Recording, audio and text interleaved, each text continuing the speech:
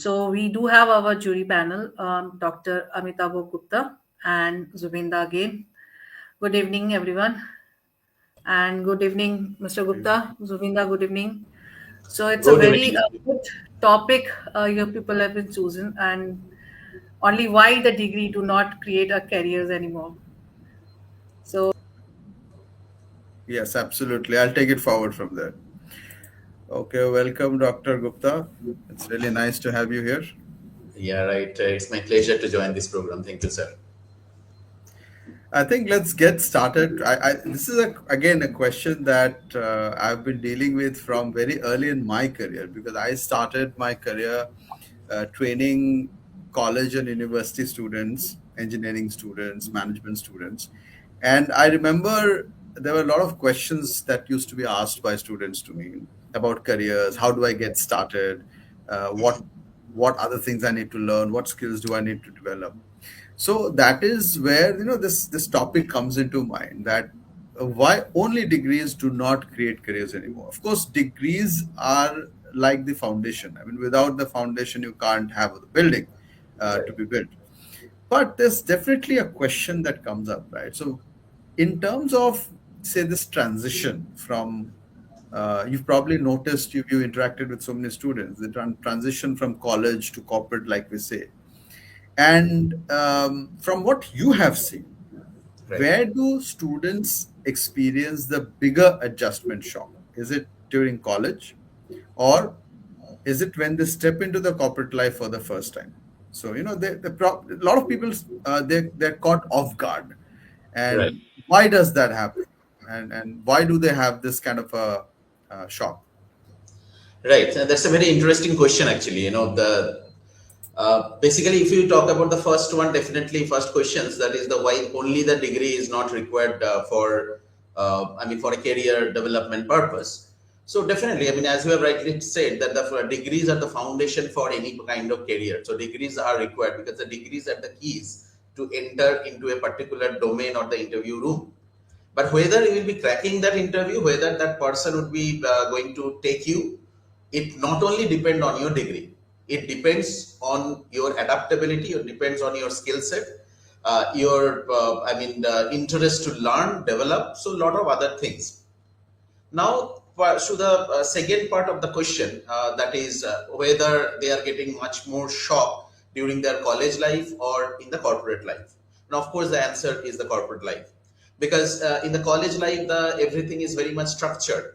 Even being a academician, we are the professors. Maybe we are scolding some of the students that why you are not completing this project on time. Then again, we are giving them an additional 1 week, may not be 1 month, that okay, complete the project and come back. But that is not going to happen in the corporate. If you are not able to do that on time, you are not required. So that means that expectation changes. So that is the reason why this shock happened, because of the expectation mismanagement, you can say. Probably the expectation was not set correctly during their perception development during the for the job or the corporate. So if I can remember my first job, I can in a bank, actually. When I entered the bank, after few times, I mean, my branch manager called me and asked that, do you know what is the duty hours? So I told, yes, 10 to 5. Who told you 10 to 5? It is 10 to 10. I mean, 10 to 10. You have to be prepared for 10 p.m. You are moving out. So have you taken any flat nearby, your branch where you can go by walking? Because otherwise, how can you go after 10? So that's the thing, that's the shock you will be getting. I mean, why? I mean, it's a 10 to 5 job, and now they are telling 10 to 10 kind of thing. So that's the thing. So I'm not telling that every bank, every job would be having this 12-hour shift or something like that. But however, we need to be mentally prepared for different. It is not only about the timing. It may be, about the work culture. Like again, I'm telling you one of my friends' experience, who completed MBA long back, got a job as an assistant manager. He was very happy that he told me that I'm going to join that organization as a, the manager in a supply chain management organization. So of course, he got selected as assistant manager, he has some expectation that I'm going to get this kind of room, this kind of chair, this kind of infrastructure. I'm a manager. But in the next day, he called me and told me that where I have joined, and ultimately I have been put in a godown. I mean, warehouse. I mean, there is, forget about Kevin, I don't have any chair. They told that wherever you want, you just sit. Ultimately you need to manage the warehouse, the store people, the inventory controller, and etc. You cannot sit in a AC room and office and manage this job. Again, this is shock. I mean, there are people who are not able to absorb it, may try to leave the job in the very next day. That no, this is not my job. I mean, why being an MBA I'm going to do this? So that is the expectation. So that kind of shock they may receive. So during our time, probably there was no people to talk about it. Now, as these discussions forums are there, and the college authorities or the university authorities may take the responsibility to create this kind of expectation. This is the thing you can expect. This is the thing you cannot expect. So probably through that only we can develop a shock absorber kind of thing, or we can adjust those shocks. Yes, it can happen. The people may talk like this. People are not going to talk like a professor to you. They may not like you at the very beginning. They may tell you very negative things at the very beginning. Like, after MBA, after BTech, you have joined this company. Why? Right? So if this kind of words they are listening in the very first day, they will be again thinking that probably I have done a mistake. So that's why, these things, this expectation as per the corporate culture is concerned, that if that can be given, definitely, probably that can be overcome actually. Yes, I think that's very interesting. In fact, what I also understand from what you've said and from my own experience, I've seen that a lot of students they don't have a lack of knowledge, because I think that's what degree is, and degree means the time that they've spent in college, they've studied, they have learned. So there's definitely no lack of knowledge. There can be exceptions, but mostly no. Right. But what I've seen is there's a lack of readiness in the workplace. The example you gave is also part of readiness, and you've got to be Right. prepared for anything. You've given me your example, you've given me your friend's example, and in both cases it happened. This is what happened, and this is happening each and every day. So I guess in your role, for example, if you look at it, do you see it the same way, and how do you prepare? What do you tell the students then in such a situation? How do you prepare them and tell them that there are certain capabilities that you will actually struggle with when you start working, and Right. and it's important that you prepare them for this capability. So just tell me from your experience, what do you see students doing? Why are they not ready? What suggestions would you give to students on what kind of capabilities they should be building?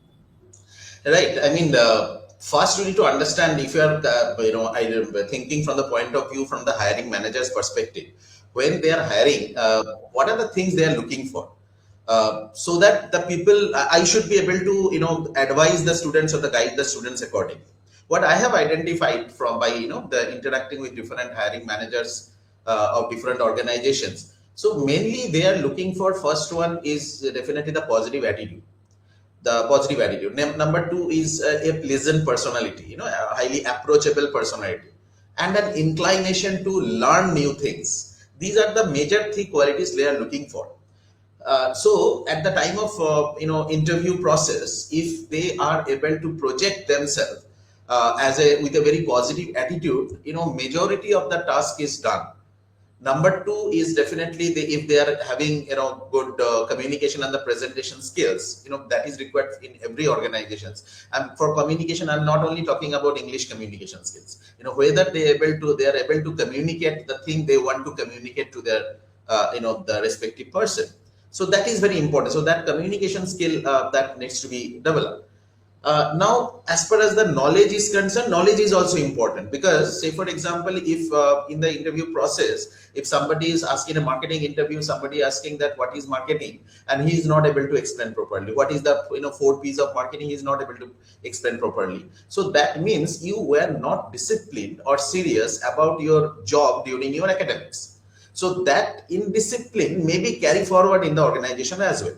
Because whenever you'll be going to our organizational learning and development process, you may not be disciplined enough to learn the things as we need. So that is the reason. So these things are required. I mean, so number one, definitely your positive attitude, communication, presentation skill, and followed by knowledge.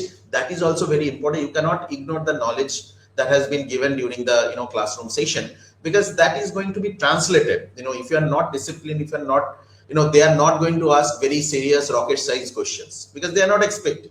I can remember I have asked one of the HR manager before a campus interview that how should I prepare? Can you tell me some suggested questions like that I should help them? He told that I know your candidates don't know. That's absolutely okay for me.